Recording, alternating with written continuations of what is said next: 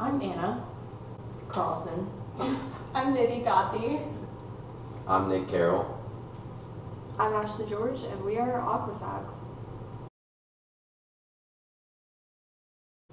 So when we originally were discussing or brainstorming our original ideas, we looked at the extra credit points and kind of started from there and decided we wanted to go for a product that was 100% biodegradable, because that was one of the what do they call it? Extra credit.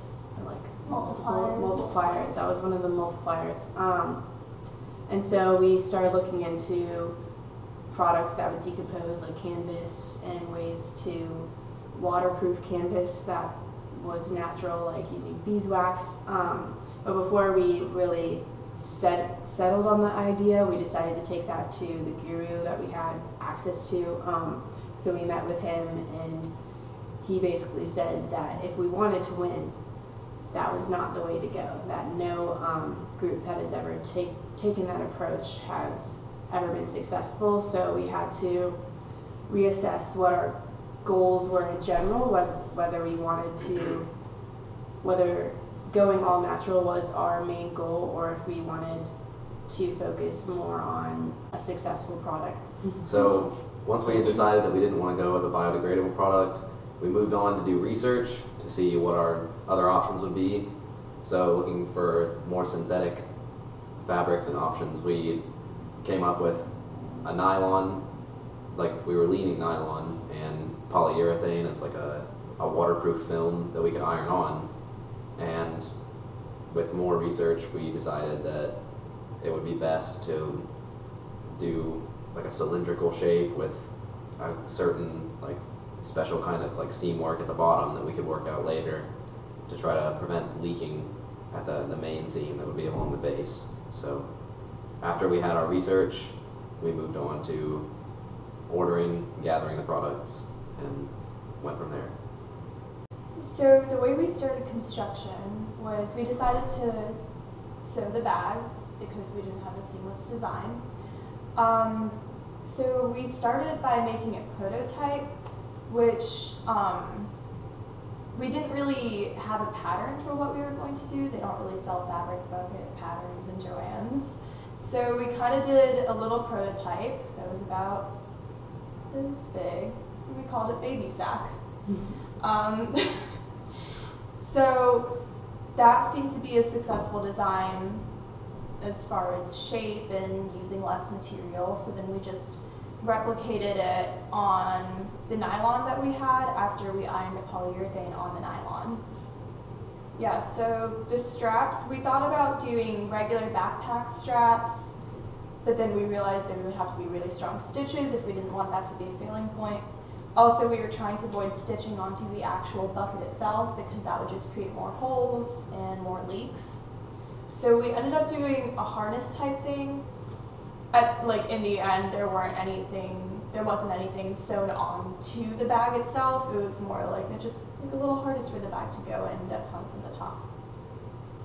And then as far as testing went, after we finished assembling the bucket for the first time, we just went to Nidhi's bathroom and just cranked the water, and we saw that it was leaking on the bottom. So this was whenever we decided that at the bottom where the base of the cylinder met the sides of the cylinder, we needed to add more polyurethane to protect the seams from getting hit with the water. So we inverted the bucket and ironed on as much polyurethane as we could, and then we tested it again, ironed it again, tested it again, and then it worked. So that was the extent of our testing.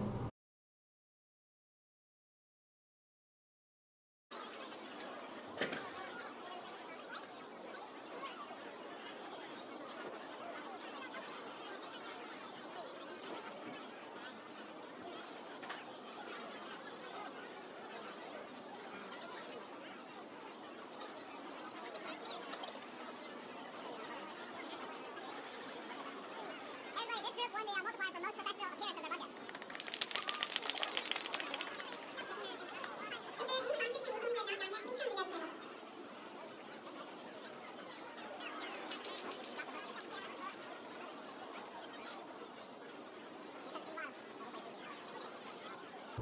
So at Fed, we were doing good, and then it actually came to the testing time, and we weren't doing good.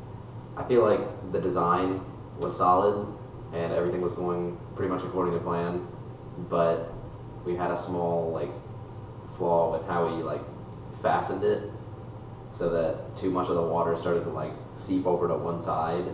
It kind of like fell out of the caging mechanism.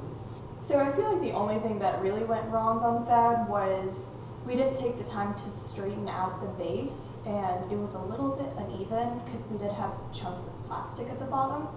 So I feel like if we had straightened out the base and put it in the harness correctly, it would have been successful, because most of our tests were a lot more successful than the actual that day.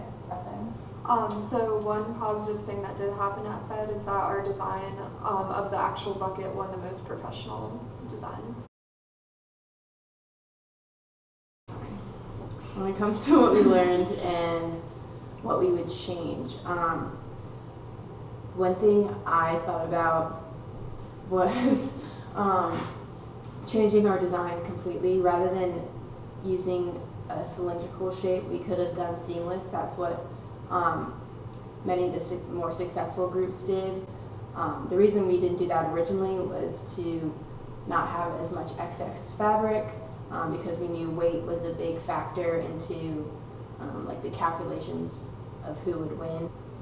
Yeah, so I feel like we didn't go towards a seamless design, like she said, because of the extra weight.